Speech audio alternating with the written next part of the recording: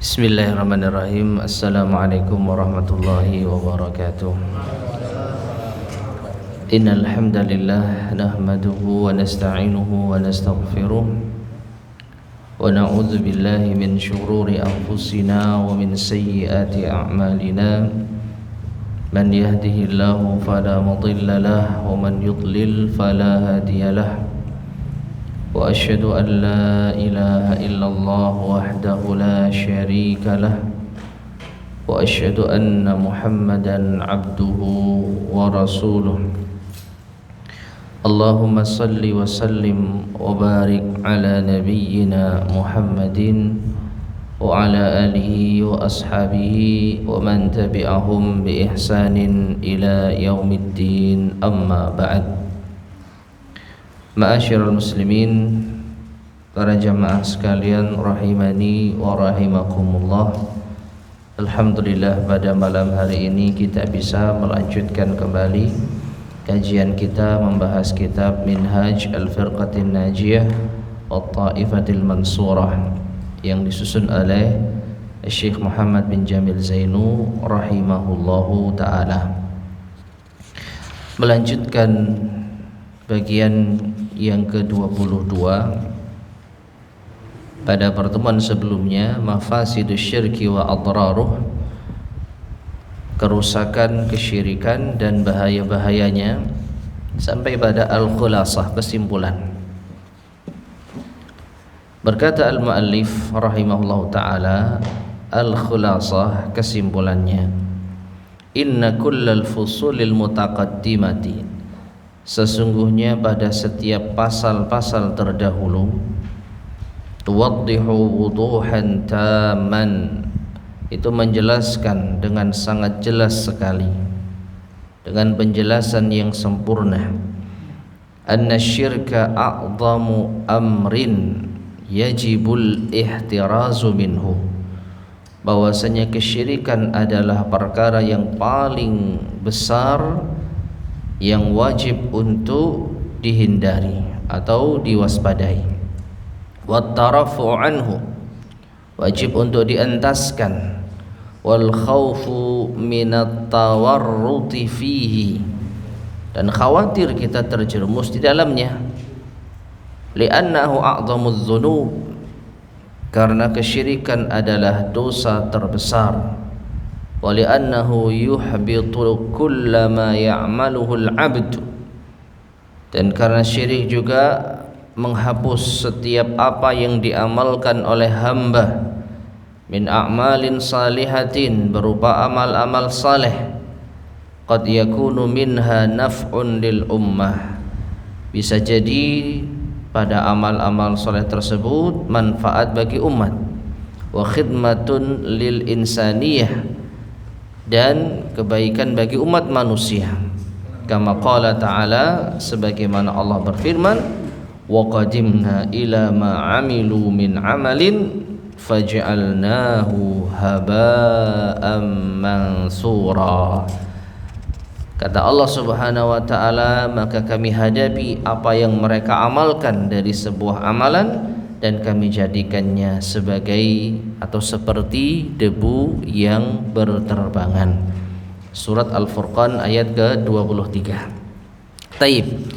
Jadi ma'asyar muslimin rahimani wa rahimakumullah, pembahasan kita sebelumnya ya mulai dari bagian yang ke-15 ya, mulai dari bagian yang ke-15 tentang pembahasan syirik akbar ya, kemudian permisalan orang yang berdoa kepada selain Allah, lalu bagaimana cara kita menghilangkan kesyirikan, lalu siapakah muwahhid, orang yang bertauhid yang sesungguhnya, kemudian syirik kecil dan macam-macamnya, kemudian juga fenomena-fenomena kesyirikan, kuburan dan tempat-tempat yang diziarahi menjadi pusat kesyirikan, dan yang terakhir di bagian yang ke-22 pada pertemuan yang lalu, yaitu mafsadah atau kerusakan kesyirikan dan bahaya-bahayanya.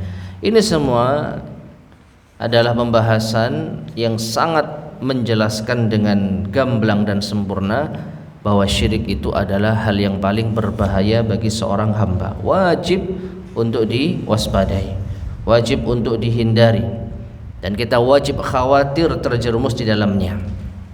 Ya, setidaknya ada dua alasan yang mendasar. Ya, wajibnya kita waspada dari kesyirikan, karena syirik adalah dosa terbesar dan syirik adalah penghapus amalan-amalan kita. Semua yang telah kita amalkan saat kita bertauhid kepada Allah Subhanahu wa taala, maka akan terhapuskan hanya dengan satu dosa, yaitu kesyirikan, kecuali kita bertobat kepada Allah Subhanahu wa taala. Tapi apabila kita mati dalam keadaan berbuat syirik kepada Allah, meskipun sekali saja kita berbuat syirik, jadi selama puluhan tahun kita beramal saleh, menjalankan berbagai macam yaitu kebaikan-kebaikan, tapi dalam seumur hidup kita jatuh pada kesyirikan dan kita belum bertobat hingga meninggal dunia, maka pupuslah semua amalan-amalan kita. Ya, maka wajib bagi kita sekali lagi untuk menjauhi kesyirikan dan waspada dari kesyirikan. Nah, itu ringkasan dari pembahasan kita sebelumnya. Taib, kemudian kita masuk pada bagian berikutnya, bagian ke-23. Berkata al-muallif rahimahullah, at-tawassulu al-masyru', tawassul yang disyariatkan. Apa itu tawassul? Menjadikan perantara, wasilah. Ya, menjadikan sesuatu sebagai sarana atau perantara, yang juga biasa diungkapkan dengan wasilah. Qala Allah Ta'ala, Allah Ta'ala berfirman di dalam surat Al-Maidah ayat ke-35, Ya ayyuhalladzina amanu taqullaha wabtaghu ilaihil wasilah.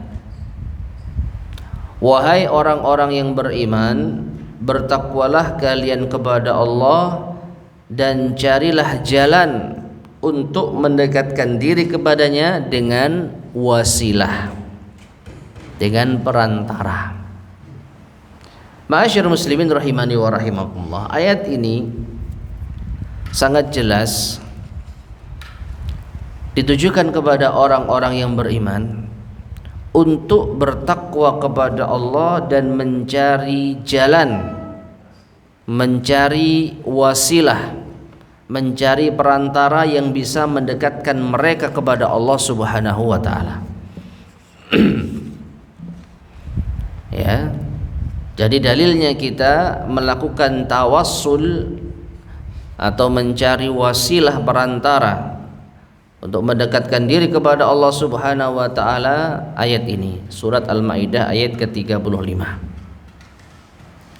Sehingga tidak benar apabila kita dikatakan tidak membolehkan tawassul, kita melarang tawassul, maka keliru. Kita mendukung tawassul, kita mengimani tentang disyariatkannya tawassul.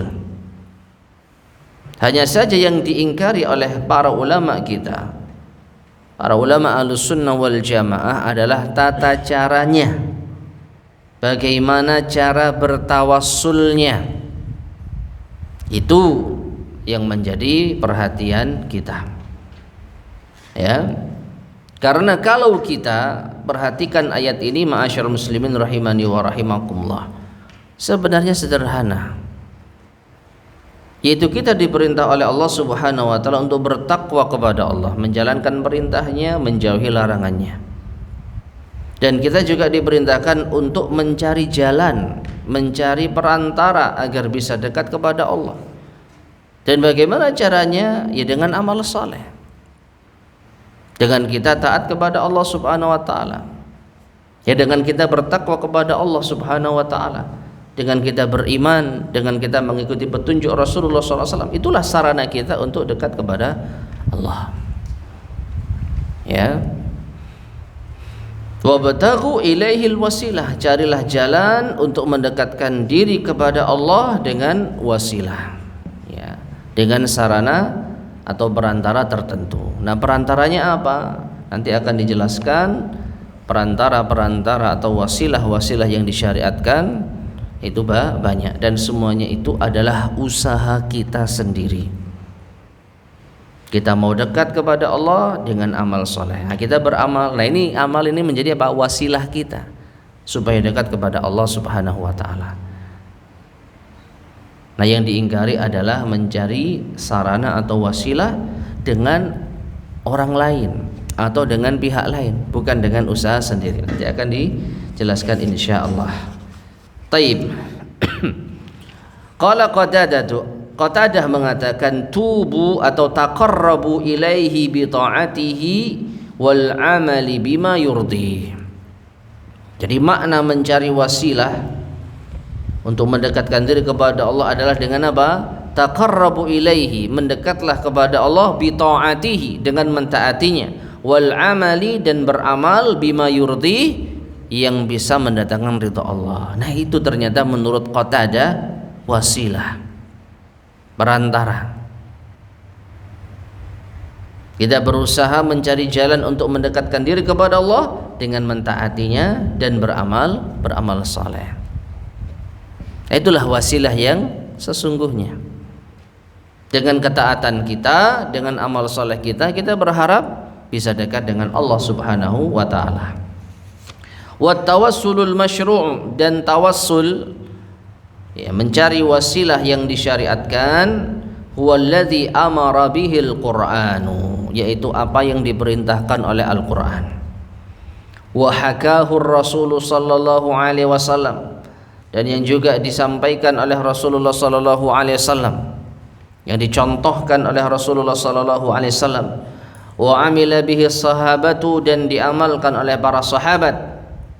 Walahu anwa'un adidatun, dan ada berbagai macam yaitu tawassul. Ahammuha, dan yang paling penting di sini beliau menyebutkan ada berapa ini? Ada 7 ya. Ada 7. Ada 7 tawassul yang disyariatkan.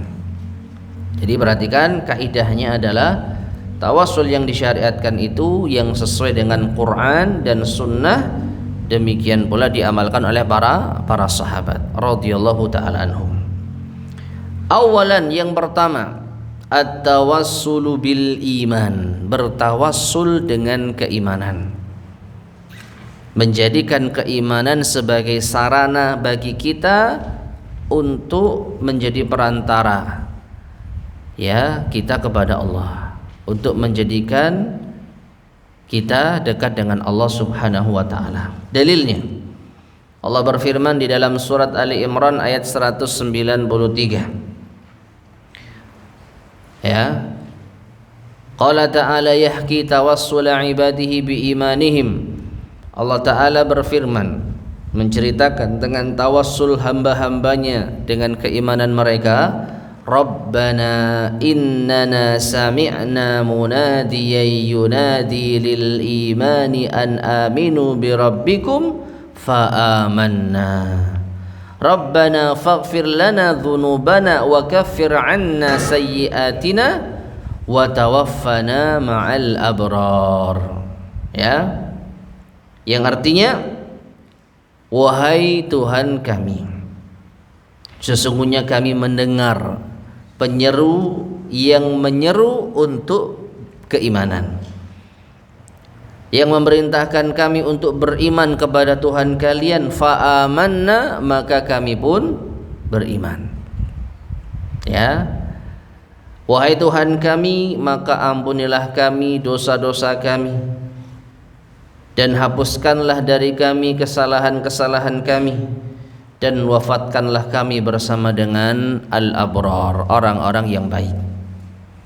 Nah, perhatikan di sini Allah Subhanahu wa taala menceritakan bahwa orang-orang yang telah mendengar penyeru yang menyeru mereka untuk beriman, lalu mereka beriman, fa amanna, maka kami pun beriman.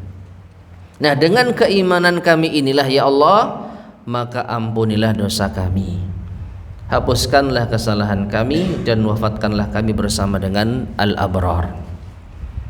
Jadi sisi tawassul dengan keimanan itu pada ayat ini atau pada yaitu lafaz ini.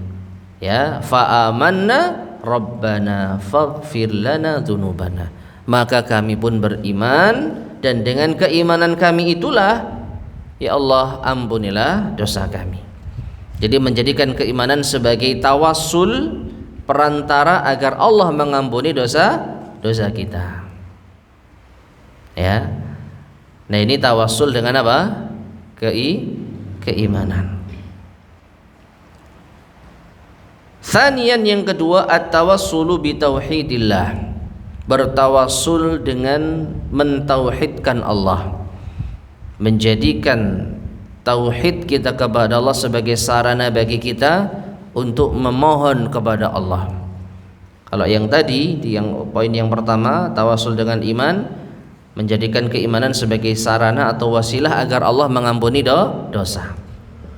Nah, kadu'a Yunus alaihi salam hina ibtala'ahul hutu, seperti doanya Nabi Yunus alaihissalam ketika beliau ditelan oleh ikan paus.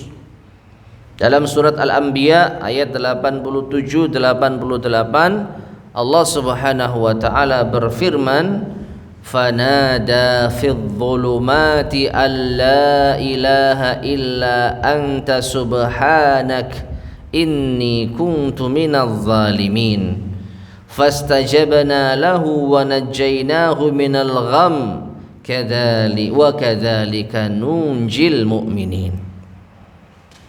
Maka Yunus pun bermunajat di kegelapan, yaitu saat beliau ada di dalam perut ikan paus, dengan mengucapkan la ilaha illa anta subhanak inni kuntu minadh zalimin. Ini apa? Kalimat tauhid. La ilaha illa anta, tidak ada ilah yang berhak untuk disembah kecuali Engkau ya Allah. Maha suci Engkau ya Allah, sesungguhnya aku termasuk di antara orang-orang yang zalim. Nah, dengan kalimat inilah Allah mengijabahi doa Nabi Yunus. Fastajabna lahu, maka kami pun mengabulkan doanya. Nabi Yunus berdoa kepada Allah dengan bertawassul kepada atau dengan bertawassul yaitu dengan tauhid, ya. Wa najjaynahu minal gham, maka kami pun selamatkan Yunus dari kesulitan, dan demikianlah kami selamatkan orang-orang yang beriman.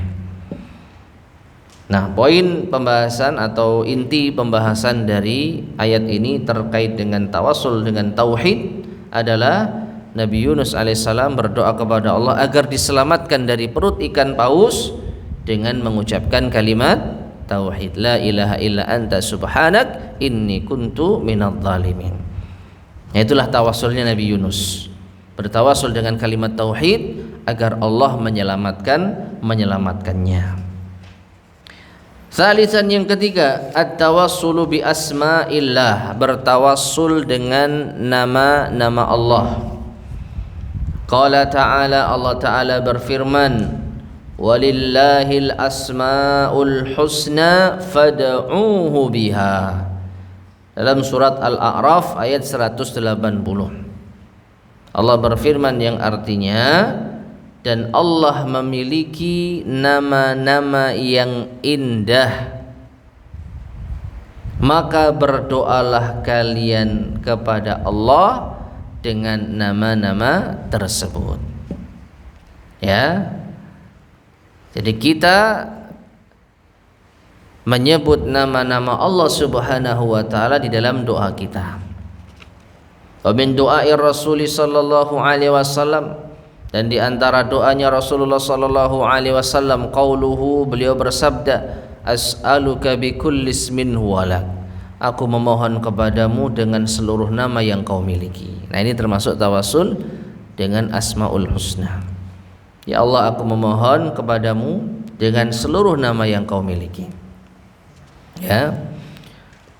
Nah, adapun di antara cara kita bertawassul kepada Allah dengan asmaul husna, ya kita tinggal sebutkan nama Allah Subhanahu wa taala. Kita panggil Allah dengan nama-namanya, ya Hayyu ya Qayyum misalkan. Ya wahai Tuhan yang maha hidup dan berdiri sendiri.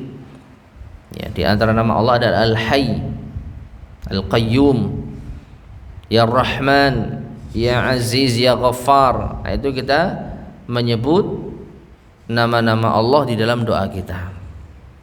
Ya. Dan para ulama kita menjelaskan di antara memanfaatkan Asmaul Husna di dalam doa kita, yaitu kita menjadikan nama-nama Allah sebagai perantara dengan perantara untuk doa yang kita inginkan, disesuaikan, ya, menyesuaikan hajat dan keinginan kita dengan nama Allah Subhanahu wa taala. Misalkan kita ingin mendapat ampunan Allah, maka kita menyebut nama Allah yang Maha Pengampun, Ya Ghaffar. Ya, ampunilah aku, ampunilah saya. Kita ingin mendapatkan rahman, rahmat Allah, Ya Rahman, irhamni. Wahai Tuhan yang Maha Pengasih, kasihilah aku. Ya Tawwab, wahai Tuhan yang Maha menerima taubat, ya, tub alayya, terimalah taubatku. Ya Razzaq, urzuqni, wahai Tuhan yang Maha memberi rizki, berikanlah rizki kepadaku. Ya Syafi, ishfini, wahai Tuhan yang Maha menyembuhkan, sembuhkanlah aku. Itu cara kita memanfaatkan Asmaul Husna, ya, untuk apa? Untuk meminta kepada Allah Subhanahu wa taala. Taib.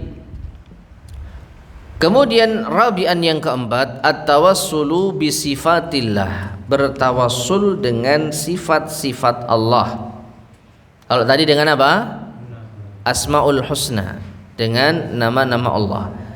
Ya, yang keempat dengan sifat-sifat Allah, ka qaulihi sallallahu alaihi wasallam, seperti sabda Rasul sallallahu alaihi wasallam, ya hayyu ya qayyum bi rahmatika astaghits.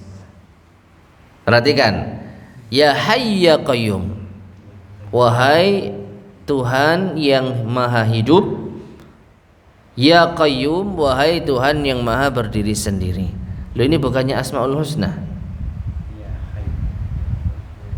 Allahu la ilaha illa huwal hayyul qayyum. Allah itu al-hayyu, yang maha hidup, al-qayyum, yang maha berdiri sendiri. Jadi al-hayyu al-qayyum itu termasuk Asmaul Husna, bukan sifat. Kalau sifat itu hayah, kehidupan. Al-qayyum yaitu qiyam atau al-qawam. Ya. Allah memiliki nama Al-Hayyu yang maknanya apa? Yang maha hidup. Tuhan yang memiliki kehidupan yang abadi, yang tidak sama dengan makhluknya. Jadi nama Allah Al-Hayyu sifatnya Al-Hayah. Nama Allah Al-Hayyu, ya, sifatnya Al-Hayah. Nah, sedangkan pembahasan kita at-tawassul bi sifatillah. Nah, ini bagaimana ini? Maka birahmatika, itu yang menjadi tawassul dengan sifat. Dengan rahmatmulah astaghiitsu, aku beristighosah. Jadi doa Nabi SAW ini, kalau kita perhatikan, mencakup bertawassul dengan nama dan sifat Allah. Nama Allah Al-Hayyu dan Qayyum, sifat Allah Rahmat. Paham ya? Ya. Jadi ya Hayyu ya Qayyum ini tawassul dengan apa? Nama. Bi rahmatika tawassul dengan sifat. Ya. Lalu apa yang kita harapkan dengan tawassul tadi? Apa ya? Karena nama tawassul kan perantara. Jadi sebuah sarana. Sarana untuk mendapatkan apa? Di dalam hadis ini. Apa itu? Pertolongan, istighosah. Ya, dan ini kan modelnya seperti itu. Ya, tawasul dengan iman yang diharapkan ampunan. Yang pertama, Kemudian tawasul dengan tauhid yang diharapkan keselamatan dari perut ikan. Ya. Sedangkan tawasul dengan nama Allah yang ketiga ini sebenarnya ada lanjutan hadisnya. As'aluka bikulli ismin huwa lak sammaita bihi nafsak aw anzaltahu fi kitabik aw 'allamtahu adahan min khalqik aw ista'sarta bihi fi ilmil ghaibi indak an taj'alal qur'ana rabi'a qalbi. Nah itu doa yang diharapkan. Ya Allah, dengan namamu ini yang engkau miliki, ya, maka jadikanlah Al-Qur'an bersemi di dalam hatiku. Nah itu doanya. Dimulai dengan apa? Tawassul dengan nama Allah. As'aluka bikulli ismin huwa lak. Naam. Adapun yang keempat, ya, bertawassul dengan nama Allah dan sifat Allah untuk mendapatkan pertolongan, istighatsah. Khamisan, yang kelima, at-tawassulu bil a'malis salihah, bertawassul dengan amal saleh. Bertawassul dengan amal saleh.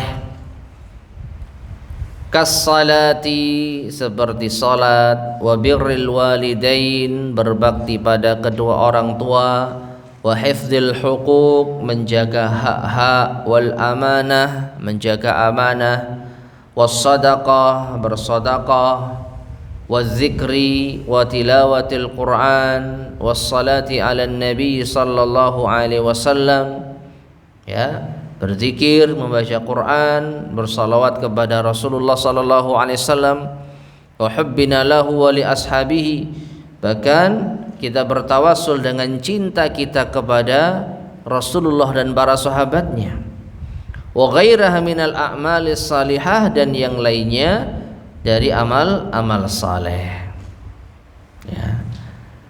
Nah, di antara dalil yang mencontohkan tawassul dengan amal saleh, faqad sabata fi sahih Muslim, sungguh telah tetap di dalam sahih Muslim, qissatu ashabil ghar, kisah orang yang terperangkap di dalam gua, alladzina hubisu fihi, yang mereka tertahan di dalamnya, fatawassalu ila Allah bihifdzi haqqil ajir wal ihsani lil walidain fafarrajallahu anhum, maka mereka bertawassul kepada Allah dengan amal soleh mereka. Ada 3 orang, yaitu dengan menjaga hak karyawan, itu yang ketiga sebenarnya. Kemudian wal ihsan lil walidain, berbakti kepada kedua orang tua. Nah, itu yang pertama sebenarnya. Ya, maka Allah memberikan jalan keluar bagi mereka. Yang kedua enggak disebut. Ada yang tahu? Amal soleh. Yang iya. Jadi yaitu meninggalkan zina karena takut kepada Allah Subhanahu wa taala. Nah, 3 amal soleh ini mereka sebutkan di dalam doa mereka dengan harapan diberi jalan keluar. Jadi ketika orang pertama menyebutkan amal solehnya yang kesimpulannya itu berbakti pada kedua orang tua, lalu mereka mengatakan, ya Allah, jika seandainya aku beramal ini untuk mengharap wajah-Mu, ya, maka berikanlah kami jalan keluar. Maka seketika batu itu pun bergeser, tapi belum cukup untuk bisa keluar, tapi sudah terlihat cahaya di luar. Baru orang yang kedua, ya, beramal saleh dengan meninggalkan zina. Lalu dia mengatakan, ya Allah, jika aku beramal saleh ini, meninggalkan zina ini karena Engkau, maka berilah kami jalan keluar. Maka bergeser lagi pohon tersebut, batu tersebut, tapi masih juga belum cukup. Baru yang ketiga, orang yang menjaga amanah, yaitu memberikan hak karyawannya juga demikian. Ya Allah, jika seandainya aku beramal ini untuk-Mu, maka berikanlah kepada kami jalan keluar. Baru bergeserlah batu tersebut sehingga mereka bisa keluar.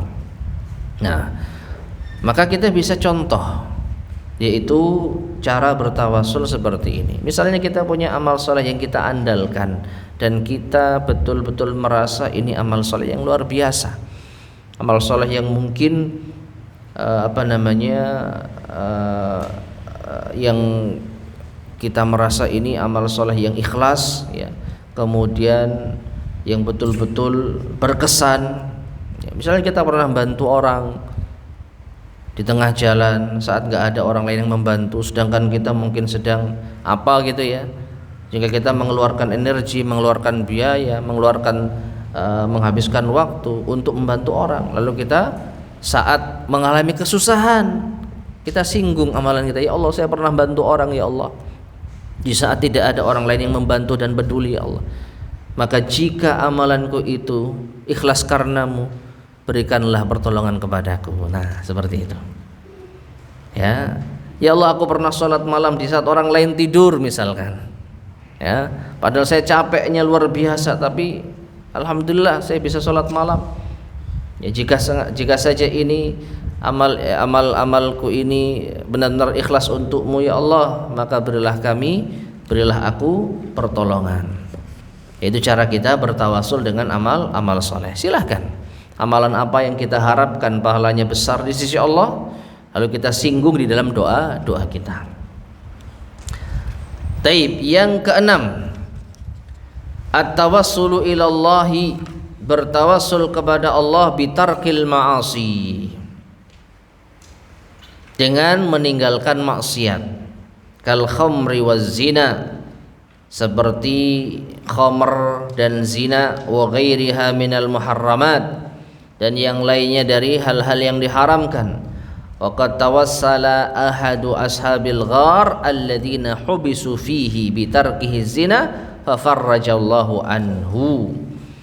Dan sungguh salah seorang dari, yaitu orang yang terperangkap di dalam gua, yaitu bertawassul kepada Allah dengan yaitu maksiat yang ia tinggalkan, yaitu zina yang ia tinggalkan, maka Allah memberikan jalan keluar baginya.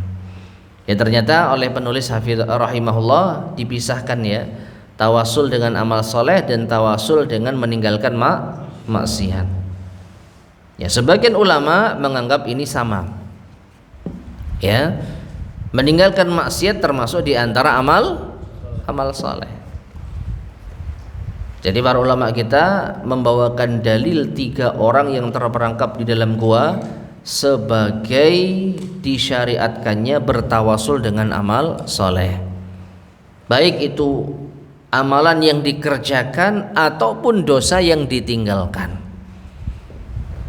Ya, makanya dalam masalah usul fikih ada pembahasan yang cukup menarik ya, tapi agak sedikit rumit.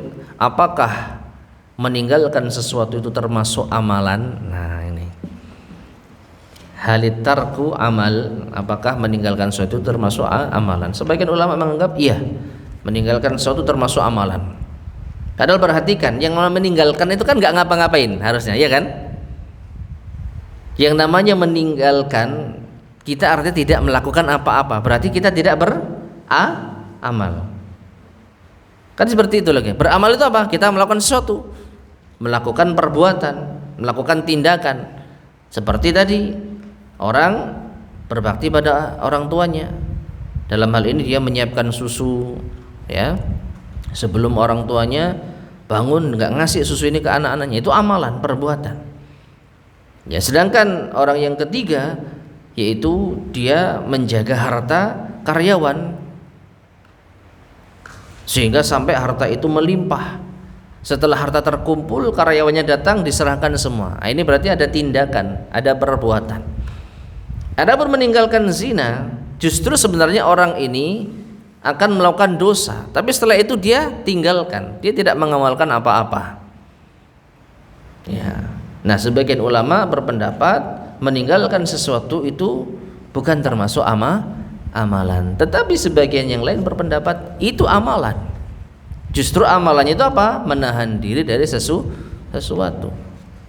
Ya, ini pembahasan usul fikih yang cukup rumit ya. Ala kulli hal, sebagian ulama membedakan ya antara tawasul dengan amal soleh dengan tawasul dengan apa? Meninggalkan maksiat. Sebagian lagi tidak membedakan. Tawasul dengan amal soleh mencakup mengerjakan amal soleh dan juga mencakup meninggalkan maksiat. Ya. Taib.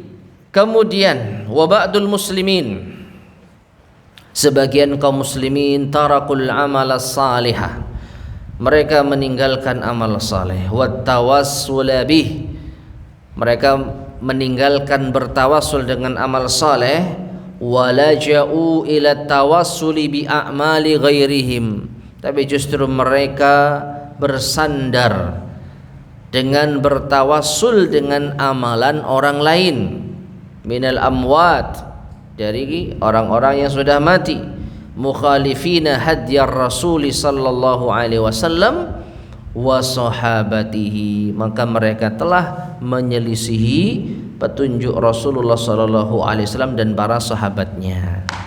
Nah, ini yang sempat saya singgung tadi ya. Jadi dari apa yang kita sebutkan, macam-macam tawassul yang disyariatkan nomor 1 sampai yaitu 6, itu semua adalah tawassul dengan amalan, baik iman ya, maupun tauhid, maupun dengan menyebut asmaul husna, menyebut sifat-sifat Allah, ataupun beramal saleh dengan perbuatan, ataupun meninggalkan kemaksiatan. Jadi itu usaha siapa? Usaha kita. Kita berusaha untuk beriman, bertauhid ya, dengan menyebut nama Allah. Kita sebut nama Allah, bukan orang lain yang nyebut nama Allah. Kita sebut nama Allah, kita sebut sifat Allah, dan kita sebutkan amal soleh yang pernah kita kerjakan sebagai wasilah agar Allah mengabulkan doa kita. Nah, sebagian orang justru bertawasul dan bersandar dengan amalan orang lain. Seperti apa? Yang soleh itu orang yang sudah mati, lalu kita mintai dia untuk menjadi perantara kita dengan Allah. Kitanya nggak ngapa-ngapain, kitanya hanya meminta agar orang yang sudah mati ini menjadi perantara kita dengan Allah. Itu usahanya, hanya itu ya. Tapi dia sendiri tidak beramal saleh, tidak menyebut nama Allah, tidak bertauhid, tidak beriman. Ini termasuk di antara apa? Penyimpangan yang menyelisihi petunjuk Rasul sallallahu alaihi wasallam ya. Dan yang terakhir, yang ketujuh, sabi'an at-tawassulu, bertawassul, bi talabid du'ai, dengan meminta doa, minal anbiya, dari kalangan para nabi, wassalihin, dan orang-orang saleh, al-ahya, yang masih apa? Hidup. Nah, inilah yang disalahpahami oleh sebagian kalangan. Bertawassul dengan orang soleh itu dibolehkan, tetapi dengan syarat mereka masih hidup ya. Dan kalau kita perhatikan, rata-rata yang dipahami oleh kebanyakan kaum muslimin, tawasul itu ya paling yang nomor 7, sedangkan tawasul yang nomor 1 sampai 5 atau sampai 6 ya, mungkin dianggap oleh sebagian kita yaitu biasa gitu lah. Itu kan hanya sekedar amalan, itu hanya sekedar doa, hanya sekedar berzikir ya, menyebut nama Allah kan termasuk zikir. Kalau tawasul ya ini yang nomor 7, padahal tidak seperti itu. Semua ini tawasul, karena pada hakikatnya kita berusaha dengan berbagai macam cara yang dibenarkan untuk apa? Mendekatkan diri kepada Allah. Kalau kita berdoa agar dikabulkan, kan gitu intinya. Gimana supaya kita dikabulkan doanya? Bagaimana agar Allah mengabulkan doa kita? Dengan usaha, dengan sebuah jalan dan sarana. Nah, sarana ini apa? Nah, ini banyak. Dengan iman kita, dengan tauhid kita, dengan amal soleh kita, dengan sholat kita, dengan yaitu ta'lim kita. Nah, pada hakikatnya kita saat ini sedang bertawassul dengan thalabul ilmi ini, semoga Allah memudahkan langkah kita ke surga, kan itu tawassul ya. Nah, ini dengan usaha kita. Nah, sebagian kalangan memahami tawassul itu pokoknya memanfaatkan orang lain menjadi perantara bagi kita dengan Allah. Sahih, betul. Tapi bukan hanya itu tawassul. Bukan hanya itu tawassul. Kita beramal soleh agar Allah selamatkan kita dari neraka dan agar Allah masukkan surga, itu termasuk tawassul. Kita berzikir, membaca Quran agar dapat pahala dan dijauhkan dari siksa, termasuk tawassul. Jadi apa sarana kita untuk mendekatkan diri kepada Allah? Ya ini banyak. Ada 6 yang sudah kita sebutkan. Dan yang terakhir memang ya, yaitu dengan usaha orang lain.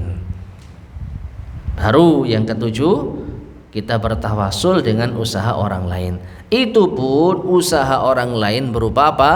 Doa yang mereka panjatkan kepada Allah ketika mereka masih hidup.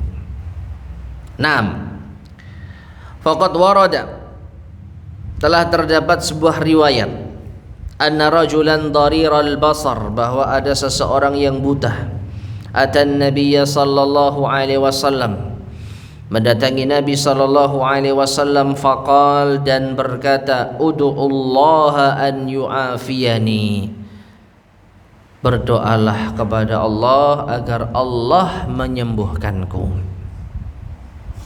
Qala, Rasulullah sallallahu alaihi wasallam mengatakan, in syi'ta da'autullaha lak wa in syi'ta sabarta fahuwa khairun lak. Jika engkau mau, aku berdoa kepada Allah untuk kesembuhanmu, dan jika engkau mau, maka engkau bersabar, itu lebih baik bagimu. Artinya apa? Tetap buta tapi apa? Sabar, dan itu lebih baik. Faqala, maka orang ini memilih yang pertama, ud'uhu, berdoalah kepada Allah. Fa'amarahu an yatawadda'ah, maka Rasulullah sallallahu alaihi wasallam perintahkan orang ini untuk berwudu. Fayuhsinu wudu'ahu, lalu ia memperbagus wudunya. Fayusalli rak'atain, lalu salat 2 rakaat. Wa yad'u bihadad du'a, lalu Rasulullah SAW perintahkan orang ini untuk berdoa dengan doa berikut ini. Ya, bacalah ini. Allahumma inni as'aluka, ya Allah, sesungguhnya aku memohon kepadamu, wa atawajjahu ilaika binabiyyika, dan aku menghadap kepadamu dengan perantara nabimu, Nabi Rahmah, Nabi kasih sayang.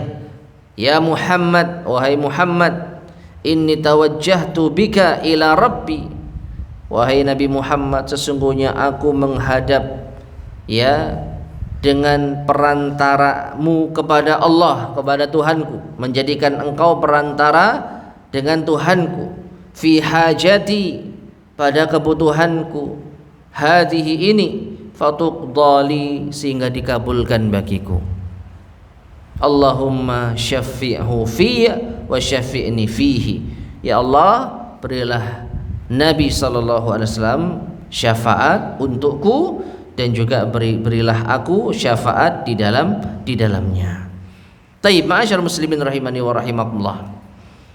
Qala, setelah itu, fa fa'ala ar-rajulu fa bara'a, orang itu pun melakukannya kemudian sembuh. Hadis sahih riwayat Imam Ahmad. Nah, jadi orang ini bertawassul dengan doa yang diajarkan oleh Nabi sallallahu alaihi wasallam, yang isinya di situ ada menjadikan beliau sebagai perantara. Ya, menjadikan Nabi sallallahu alaihi wasallam sebagai perantara untuk memohon kepada Allah Subhanahu wa taala. Kemudian juga ada hadis yang lain yang mungkin lebih kita kenal, hadis tentang 70.000 orang yang masuk surga tanpa hisab dan azab. Ya, setelah menyebutkan tentang mereka, maka salah seorang sahabat yang bernama siapa?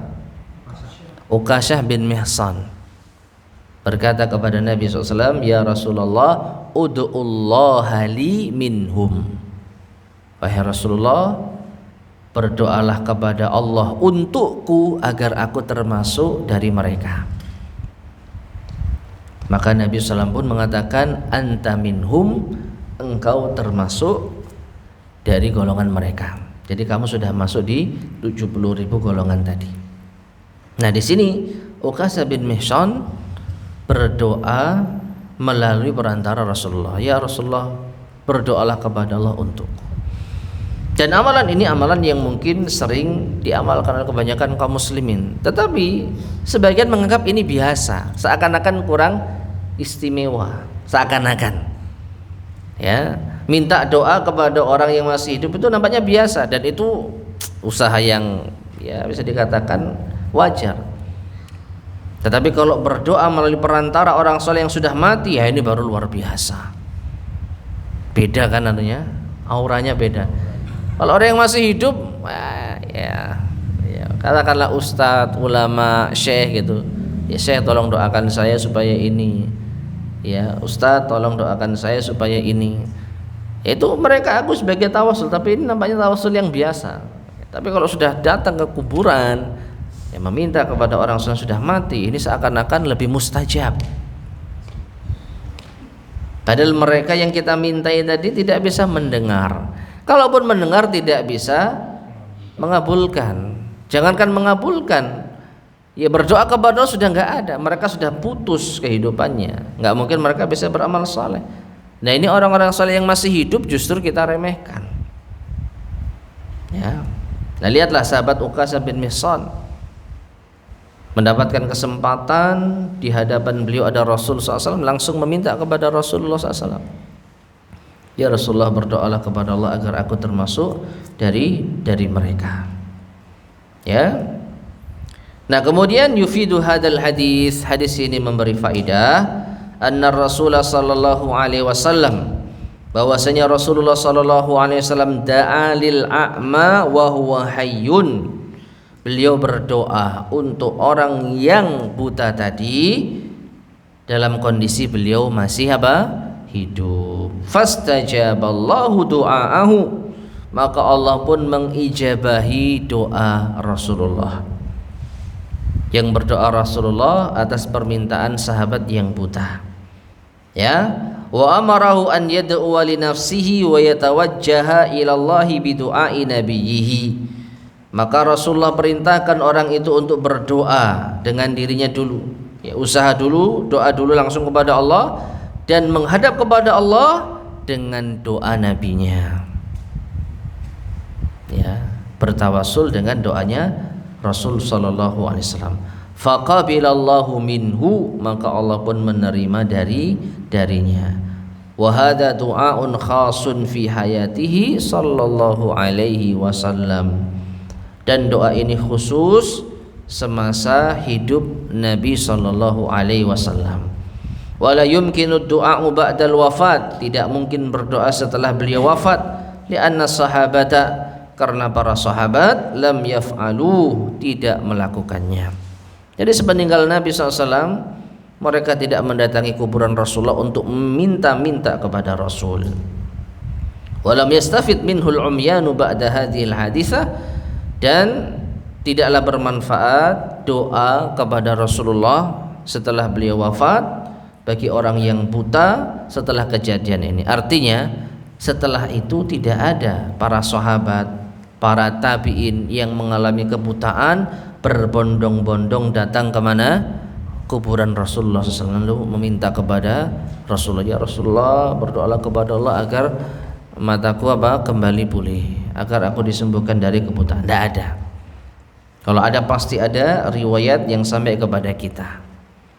Ya, justru riwayat yang ada para sahabat radhiyallahu ta'ala anhum ketika mengalami suatu masalah yang besar pada umat, mereka mendatangi orang soleh dari kalangan mereka. Di antaranya Umar bin Khattab meminta kepada paman Rasul sallallahu alaihi wasallam Abbas bin Abdul Muttalib untuk berdoa kepada Allah agar Allah menurunkan hujan.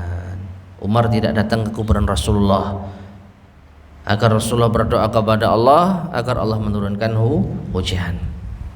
Ya. Jadi bertawasul dengan doa orang soleh itu syaratnya apa? Satu, orang solehnya masih hidup. Dan ada tambahan lagi selain orang soleh itu masih hidup, juga apa, orang soleh itu bisa berkomunikasi dengan kita. Perhatikan, orang solehnya masih hidup tapi kita tidak sedang berkomunikasi, maka di situ wallahu a'lam bishawab masih mengandung kesyirikan. Ya, contohnya kita punya guru yang ada di luar pulau, di luar kota, lalu kita diam-diam, wahai guru, berdoalah kepada Allah untuk menyembuhkanku.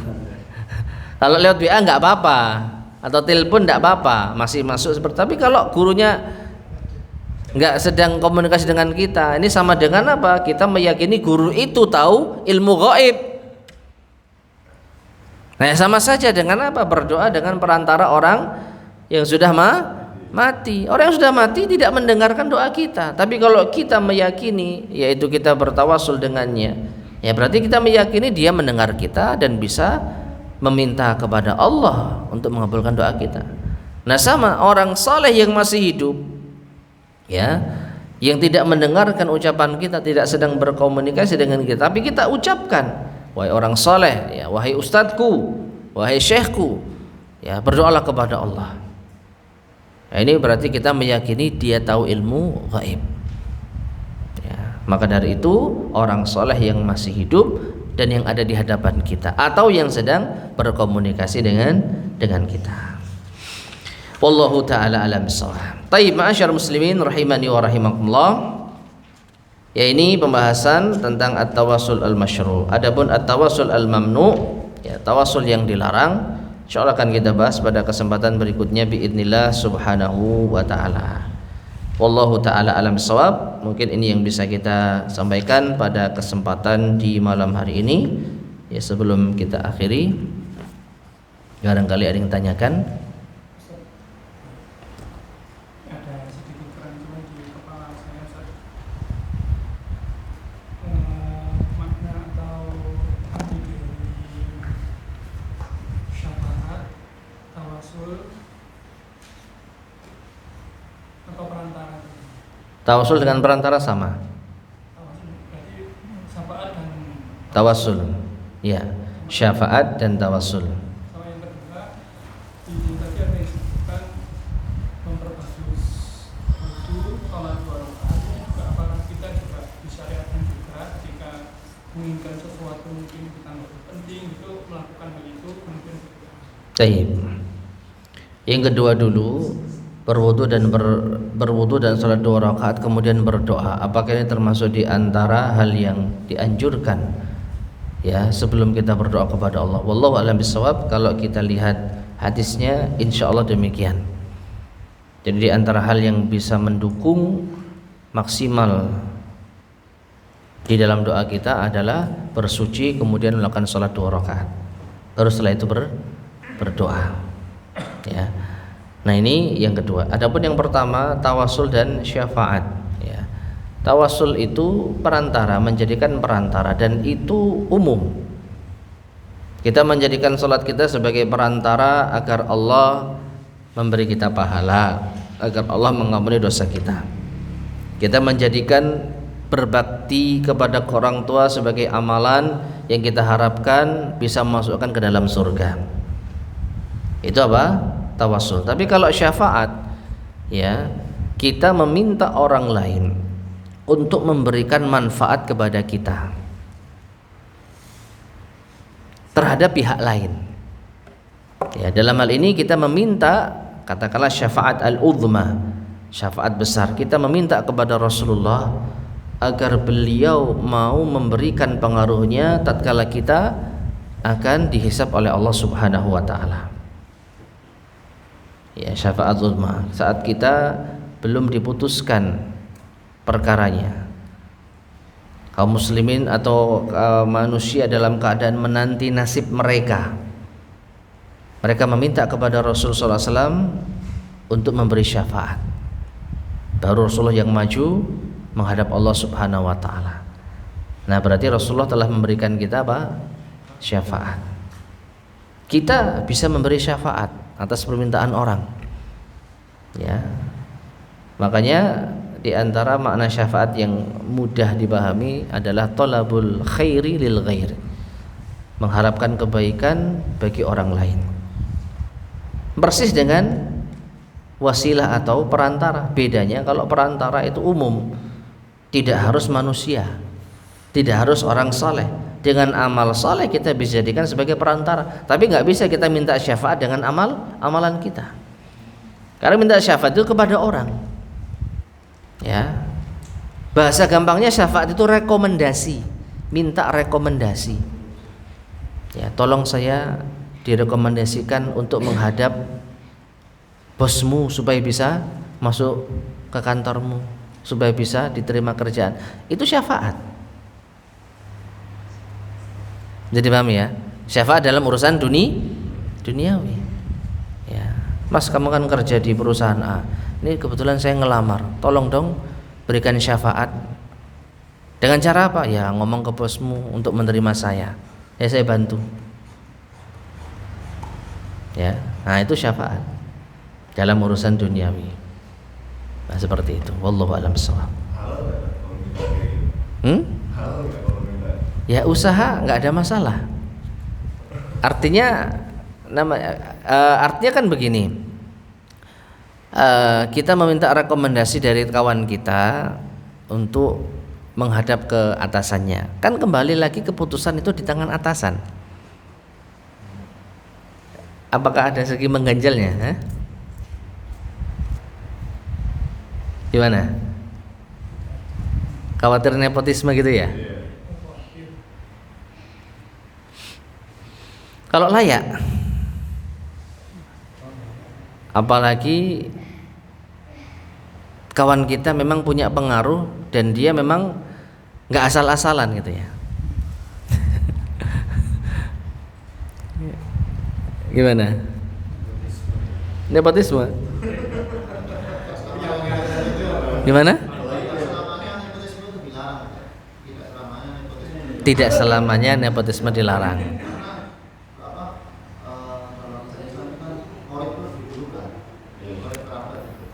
Ya, makanya kalau tidak mengambil hak orang lain, artinya memang dia pantas, lalu dia ada yang memberikan rekomendasi, ya menurut saya sah-sah saja sih. Itu makanya kalau nyogok beda lagi. Oh, tolong biar lancar, beda lagi. Riswah, apalagi dia nggak berkompeten, ya, nggak punya kemampuan, tapi karena bayar diterima, itu beda lagi. Kalau ini kan hanya titip, ya tolong sampaikan kepada atasan, barangkali bisa mempertimbangkan saya, gitu ya. Wallahu a'lam bishawab. Ada lagi yang sampaikan? Oke.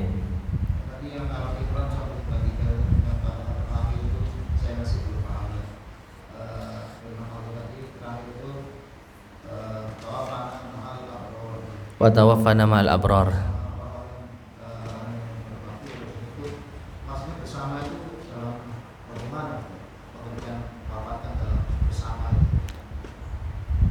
Jadi agar kita dikumpulkan dengan orang-orang yang baik nanti di hari kiamat. Wafatkanlah kami bersama dengan orang-orang yang berbuat bir, berbuat kebajikan. Jangan kami dikumpulkan sama ahli maksiat. Dalam keseharian mungkin kita tidak berkumpul dengan orang-orang baik karena kita terkucilkan. Kita hidup sendiri di antara orang-orang rusak di dunia. Tapi kita bersabar, tetap berpegang teguh dengan agama. Nanti kalau mati kita kumpul dengan ahli maksiat atau tidak? Tidak. Dikumpulkan dengan siapa? Orang-orang yang abror. Meskipun di dunia kita nggak kumpul dengan mereka, kan begitu maknanya. Rasulullah SAW termasuk abror, para sahabat termasuk abror. Kita nggak ketemu di dunia, tapi apakah mungkin kita bertemu di akhirat? Mungkin. Makanya kita minta kepada Allah agar kita diwafatkan bersama dengan al-abrar. Artinya ketika kita mati, nanti kita dibangkitkan kumpul dengan mereka. Ya, bukan sekedar mati bersama orang-orang soleh. Misalkan nih, Misalkan kita berada satu rombongan semuanya soleh, kita nggak soleh, dalam suatu perjalanan mati semuanya. Apa manfaatnya? Kita mati bersama dengan orang-orang soleh. Proses kematiannya itu sama. Qadarullah mungkin ada musibah, kebetulan kita bareng orang soleh, tapi kita tidak soleh. Apa manfaatnya mati bersama dengan mereka? Kalau yang dipahami hanya sekedar barengan matinya, kan gitu. Dikuburkan jejer lagi, apa manfaatnya? Nggak ada manfaatnya. Maka yang dimaksud wafatkanlah kami bersama dengan orang-orang abrar, nanti ketika dibangkitkan ya Allah kumpulkanlah kami dengan mereka. Itu maksudnya ya. Wallahu a'lam bishawab. Ada lagi yang sampaikan?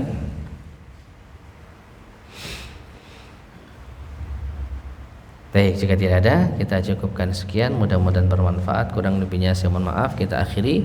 Subhanakallahumma bihamdika asyhadu an la ilaha illa anta astaghfiruka wa atubu ilaik. Alhamdulillahirabbil alamin. Wassalamualaikum warahmatullahi wabarakatuh.